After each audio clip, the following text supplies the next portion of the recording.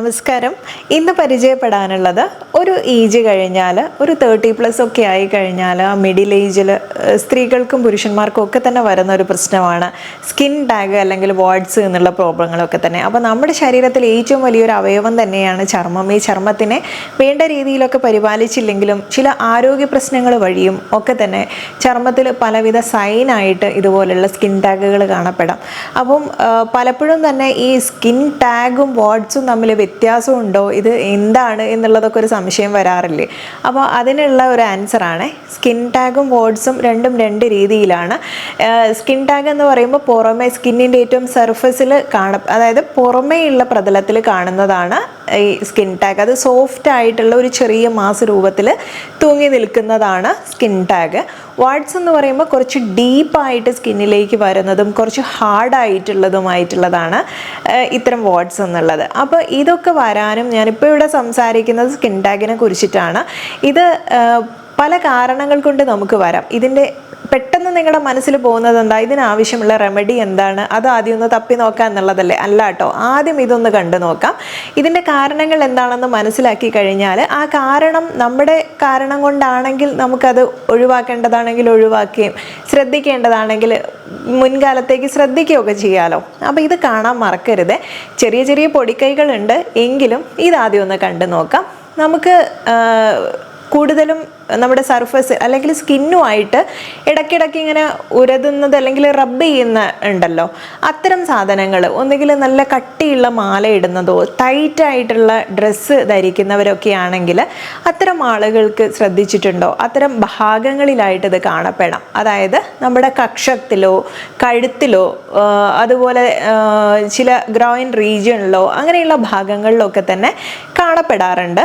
അപ്പം ഇത്തരം ഭാഗങ്ങളിൽ ഇത് വരാനുള്ള ഒരു കാരണം പുവറായിട്ടുള്ള ഫാറ്റ് മെറ്റബോളിസം നടക്കുന്നത് കൊണ്ടാണ്. അപ്പം ചില കേസിൽ നിങ്ങൾ ശ്രദ്ധിച്ചിട്ടുണ്ടോ, പ്രഗ്നൻസിയിൽ നമ്മുടെ ശരീരം ഒന്ന് വണ്ണം വയ്ക്കുകയൊക്കെ ചെയ്യുന്ന സമയത്തും ഈ ഒരു പ്രശ്നം കാണപ്പെടാം. അതുപോലെ ഒബേസിറ്റി ഉള്ള ആളുകളിൽ, അമിത വണ്ണമുള്ളവരിലും ഇത് പൊതുവേ കാണപ്പെടാറുണ്ട്. അതുപോലെ ഡയബറ്റിക് ആയിട്ടുള്ള ആളുകളിൽ ഇത് കാണപ്പെടാറുണ്ട്. അവരുടെ ഒരു ബ്ലഡ് ഷുഗർ ലെവൽ വളരെ കൂടുതലായിരിക്കും. അതുകൊണ്ട് തന്നെ ഹോർമോൺ ബാലൻസ്ഡ് അല്ലാതെ ആയിരിക്കും നിൽക്കുന്നത്. അത് കാരണം നമുക്ക് സ്കിന്നിലെ ചില സെൽസ് ഇന് എക്സ്ട്രാ ഗ്രോത്ത് വരുന്നതായിട്ട് കാണപ്പെടാം. ഇതാണ് സ്കിൻ ടാഗ് വരുന്നത്.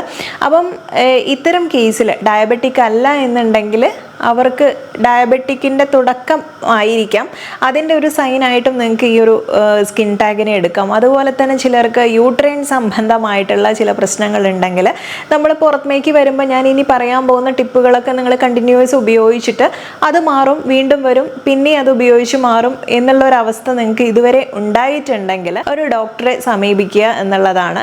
നിങ്ങൾക്കത് നിങ്ങളുടെ ഗൈനക് പ്രോബ്ലം കൊണ്ടാവാം, അല്ലെങ്കിൽ യൂട്രൈൻ സംബന്ധമായിട്ട് PCOS പോലുള്ള പ്രശ്നങ്ങളൊക്കെ വന്നതുകൊണ്ടായിരിക്കാം, ഹോർമോണൽ ഇംബാലൻസ് വരുന്നത് കൊണ്ട് നമുക്ക് ഈ ഒരു പ്രശ്നം കാണപ്പെടാറുണ്ട്. ഇത്തരം വാട്സ് അല്ലെങ്കിൽ അതുപോലെ സ്കിൻ ടാഗ്, അരിമ്പാറ തുടങ്ങിയിട്ടുള്ള കാര്യങ്ങളൊക്കെ തന്നെ കളയണമെന്നുണ്ടെങ്കിൽ ഞാൻ എൻ്റെ ഒരു ഡോക്ടർ ഫ്രണ്ടിൻ്റെ കോൺടാക്ട് നമ്പർ തരാം.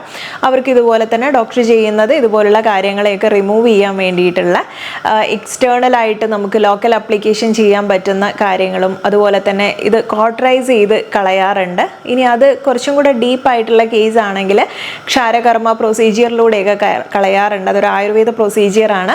അപ്പോൾ ഇത് കഴിഞ്ഞാൽ ചിലർക്ക് തന്നെ ഇൻറ്റേർണൽ മെഡിസിൻ ആവശ്യമായിട്ട് വരും. അത്തരം കേസിൽ നിങ്ങൾക്ക് ഡോക്ടർ സമീപിക്കാവുന്നതാണ്. കോൺടാക്ട് നമ്പർ ഞാനിവിടെ കൊടുക്കാം. അതുപോലെ കൊളാജൻ പ്രൊഡക്ഷൻ്റെ അബ്നോർമാലിറ്റി ഉണ്ടാവുന്ന കേസിലും അങ്ങനെ പല പല കാരണങ്ങൾ കൊണ്ട് നമുക്ക് ഈ ഒരു സ്കിൻ ടാഗ് കാണപ്പെടാം. ഇനി അത് സിമ്പിളായിട്ട് ഒന്നോ രണ്ടെണ്ണോ ഒക്കെയാണ്, ചെറുതാണെങ്കിൽ നമുക്ക് തന്നെ കളയാൻ പറ്റും, വേറെ ആരോഗ്യ പ്രശ്നങ്ങളൊന്നുമില്ല.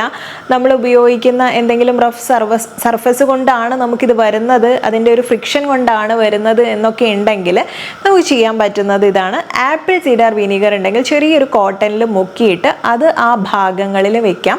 അതിന് മുകളിൽ ഒരു പ്ലാസ്റ്റർ പോലെ എന്തെങ്കിലും ഒന്ന് ഒട്ടിച്ച് വെക്കാം. എന്നിട്ടൊരു കുറച്ച് സമയത്തിന് ശേഷം അത് അവിടെ തന്നെ ഇരിക്കണം എന്നുള്ളതേ ഉള്ളൂ. അതിനുശേഷം നിങ്ങൾക്ക് അതൊന്ന് തുടച്ചെടുക്കാം. ഇത് ഒരു ദിവസം ചെയ്താലൊന്നും പോവില്ല കേട്ടോ. വളരെ നാച്ചുറൽ ആയിട്ടുള്ള മെത്തേഡ് ആകുമ്പോൾ നമുക്ക് പെട്ടെന്നൊരു റിസൾട്ട് സാധ്യമല്ല. അപ്പോൾ ഇത് കണ്ടിന്യൂസ് ആയിട്ട് ചെയ്തുകൊണ്ടിരിക്കുമ്പോൾ അത് തനിയെ കൊഴിഞ്ഞു വീഴുന്നതായിട്ട് കാണാം. അതുപോലെ നെക്സ്റ്റ് ഒരു സ്റ്റെപ്പാണ് നമ്മുടെ സ്കിന്നിൻ്റെ ടൈറ്റ്നസ് കൂട്ടാൻ വേണ്ടിയിട്ടും തിളക്കം കൂട്ടാൻ വേണ്ടിയിട്ടും ഒക്കെ നമ്മൾ ഉപയോഗിക്കാറില്ലേ വാഴപ്പഴത്തിൻ്റെ തൊലി. അത് കളയരുതെന്ന് പറയാറുണ്ട്. അതിൻ്റെ കാര്യങ്ങളൊക്കെ നമ്മൾ മുൻപ് വീഡിയോയിൽ ചെയ്തിട്ടുണ്ട്. അപ്പം ഈ തൊലി ചെറുതായിട്ട് കട്ട് ചെയ്തെടുത്തിട്ട് അതിൻ്റെ ഉൾവശം സ്കിൻ ടാഗിനോട് ചേർന്ന് എന്നുള്ള രീതിയിൽ വെച്ചിട്ട് ഇതുപോലെ ഒരു പ്ലാസ്റ്റർ എന്തെങ്കിലും ഒട്ടിച്ച് വെച്ച് കഴിഞ്ഞാൽ കുറച്ച് സമയം വെക്കുക. അതിനുശേഷം നിങ്ങൾക്ക് വാഷ് ചെയ്യാം. ഇങ്ങനെ കുറച്ച് അധിക നാൾ ചെയ്ത് കഴിഞ്ഞാൽ ഇത് കൊഴിഞ്ഞു പോകുന്നതായിട്ട് കാണാം. അതുപോലെ തന്നെയാണ് tea tree oil, vitamin E oil. ഞാൻ ഈ പറഞ്ഞതുപോലെ തന്നെ കോട്ടണിൽ ഡിപ്പ് ചെയ്യുക, വെക്കാം, കുറച്ച് സമയം കഴിഞ്ഞ് വാഷ് ചെയ്ത് കളയാം. ഇത് കുറച്ച് അധിക സമയം അല്ലെങ്കിൽ കുറച്ചധികം ദിവസം ചെയ്ത് കഴിഞ്ഞാൽ ഇതിനെ നമുക്ക് മാറ്റിയെടുക്കാൻ വേണ്ടി പറ്റും. ഒരു തവണ നിങ്ങൾ ഇതുപോലെ കൊഴിഞ്ഞു പോയി കഴിഞ്ഞാലും വീണ്ടും തിരിച്ചു വരില്ല എന്ന് പറയാൻ പറ്റില്ല കേട്ടോ. ഇത് വീണ്ടും വരാനുള്ള സാധ്യതയുണ്ട്. ഷുഗർ ലിമിറ്റഡ് ആയിട്ട് ഉപയോഗിക്കുക, അതുപോലെ പ്രോസസ്ഡ് ഫുഡ് കുറയ്ക്കുക എന്നുള്ള കാര്യങ്ങളൊക്കെ ഇല്ലേ. അതായത് നമ്മുടെ ഹോർമോണിനെ ഇംബാലൻസ് ആക്കുന്ന എന്തൊക്കെ കാരണങ്ങളാണോ അതിനെല്ലാം മാറ്റുക എന്നുള്ളതാണ് ആദ്യത്തെ പടി നമുക്ക് ചെയ്യാനുള്ളത്. അതിനെന്താണ് ചെയ്യേണ്ടതെന്ന് ഞാനിപ്പോൾ എടുത്തു പറയേണ്ട ആവശ്യം ഉണ്ടായിരിക്കില്ല. കാരണം ഉറക്കം കുറഞ്ഞു കഴിഞ്ഞാൽ നമ്മുടെ ഹോർമോൺ വേരിയേഷൻ വരും. അതുപോലെ തന്നെ നമ്മുടെ പീരീഡ്സ് കറക്റ്റ് അല്ലെങ്കിൽ നമുക്ക് ഇത്തരം വേരിയേഷൻ വരും. അതിന് വേണ്ടത് നന്നായിട്ട് എക്സസൈസ് ചെയ്യുക, നന്നായിട്ട് ഉറങ്ങുക, നന്നായിട്ട് വെള്ളം കുടിക്കാം, ഡയറ്റ് ശ്രദ്ധ കേന്ദ്രീകരിക്കാം. ചെറിയ രീതിയിലായാലും പ്രാണായാമ എക്സസൈസ് കണ്ടിന്യൂസ് ആയിട്ട് ഡെയിലി എന്നുള്ളത് പോലെ ദിനചര്യയിൽ കൊണ്ടുവരിക. ഇങ്ങനെയുള്ള കുഞ്ഞു കുഞ്ഞു കാര്യങ്ങളൊക്കെ ശ്രദ്ധിക്കുക. ഡയറ്റ് തന്നെയാണ് എപ്പോഴും മെയിൻ. നമ്മൾ കഴിക്കുന്ന ആഹാരം ഔഷധമായിട്ടും അതുപോലെ തന്നെ ഒരു വിഷമായിട്ടും നമുക്ക് ആക്ട് ചെയ്യുന്നുണ്ട്. അപ്പോൾ ശരിയായ രീതിയിൽ ശരിയായ മാത്രയിൽ അല്ലെങ്കിൽ ശരിയായ അളവിൽ കഴിക്കുമ്പോഴാണ് അത് ഔഷധത്തിന് തുല്യമായി മാറുന്നത്. അപ്പോൾ കഴിയുന്നതും ഡയറ്റ് ശ്രദ്ധിക്കുക കേട്ടോ. അടിവരയിട്ട് പിന്നെയും പറയുന്നത് ഒരിക്കലും നമുക്ക് അതുകൊണ്ടുള്ള ഒരു കാരണം കൊണ്ട് ഇതുപോലുള്ള ആരോഗ്യ പ്രശ്നങ്ങൾ വരരുതെന്ന് ഓർത്തിട്ടാണ്. അതത്ര നിസാരമായിട്ടുള്ള ഒന്നല്ല, അതൊന്ന് മനസ്സിലാക്കാൻ വേണ്ടിയിട്ടാണ്. അപ്പോൾ ഇത്തരം ടിപ്പുകളൊക്കെ ഉപയോഗിക്കുന്നത് കൂടെ തന്നെ ഞാൻ പറഞ്ഞതുപോലെ ഒരു ഡോക്ടറിൻ്റെ അഡ്വൈസിൽ നിങ്ങൾക്ക് ഇതിനെ ക്വാർട്ടറൈസ് ചെയ്ത് കളയുകയും ചെയ്യാം. അത് പിന്നീട് വരാതിരിക്കാൻ വേണ്ടിയിട്ട് ഞാൻ ഈ പറഞ്ഞിട്ടുള്ള എല്ലാ കാര്യങ്ങളും ഒന്ന് ഫോളോ ചെയ്യണേ. നിങ്ങൾ കഴിക്കുന്ന ശീതള പാനീയങ്ങളും അതുപോലെ ബേക്കറി ഐറ്റംസും പ്രോസസ്ഡ് എല്ലാ ഫുഡും ജങ്ക് ഫുഡുകളും ഒക്കെ തന്നെ ഒട്ടും കഴിക്കരുതെന്നല്ല. ഇത് നമ്മുടെ ബോഡിയെ അത് നിയന്ത്രിക്കുന്ന രീതിയിലായിട്ട് മാറരുത്. അത് കഴിച്ചിട്ടില്ലെങ്കിൽ നമുക്ക് മുന്നോട്ട് പോകാൻ വയ്യ എന്നുള്ള അവസ്ഥയിലാവരുത്.